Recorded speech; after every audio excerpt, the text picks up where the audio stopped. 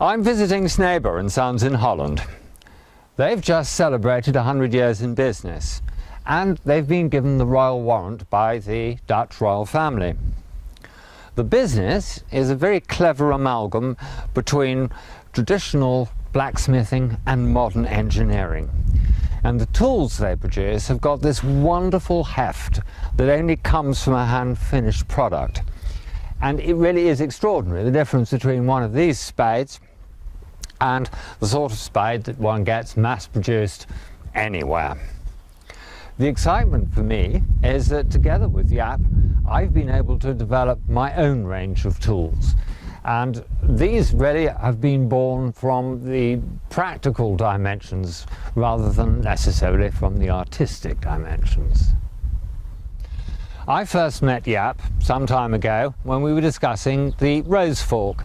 And a conventional rose fork has got two prongs. It's a heavy thing, and it was designed about 100 years ago to work between the bedding roses. It's actually very heavy to use, and after about 20 minutes your wrist really falls to bits.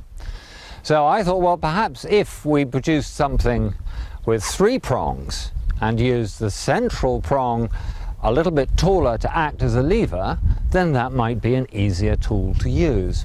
And to break the soil up without too much effort.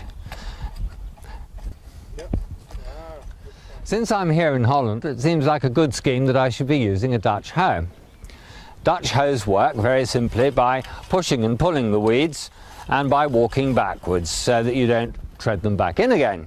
And the sun will pretty soon shrivel those weeds up, and there's really very little need except for the bigger ones to take them off. Part of the design problem with the Dutch hoe is that when the ground gets quite hard and compact, you really need to be able to get into it. And for that reason, I decided that it would be more exciting to have these points on the end of the hoe, and that then enables you to get in far easier than it would do if it was just a flat blade. And equally so on the reverse. When one's pulling backwards, I wanted to have more of a profile instead of just a flat bar, so that the weeds that might have otherwise been pushed over would then be dislodged. And the fun of this was that to coincide with Scarman's royal warrant, we decided to call it the Royal Dutch Hoe. And additionally, we incorporated the traditional wooden handle on the end, so that instead of a nasty knob which would leave a blister in your hand, one had a tool that would work very well. And Jaap Scarman took it to Chelsea Flower Show, and I'm pleased to say that it managed to get the product runner-up award.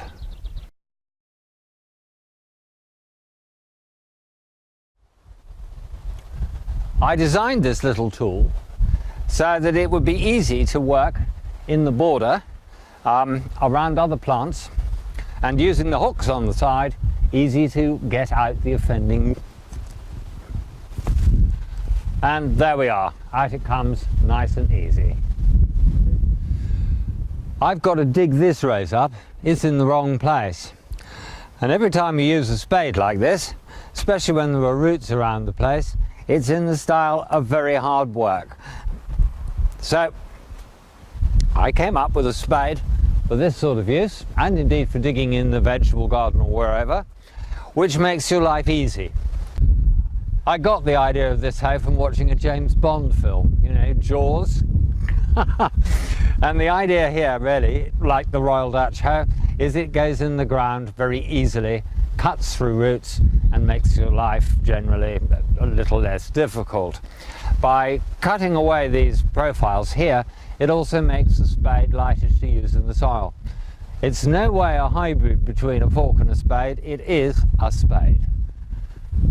And as you can see, it really allows you to get underneath the roots, and so it really does enable you to bring the rose out of the ground without too much trouble. It doesn't necessarily make digging easy, it makes digging a little bit easier.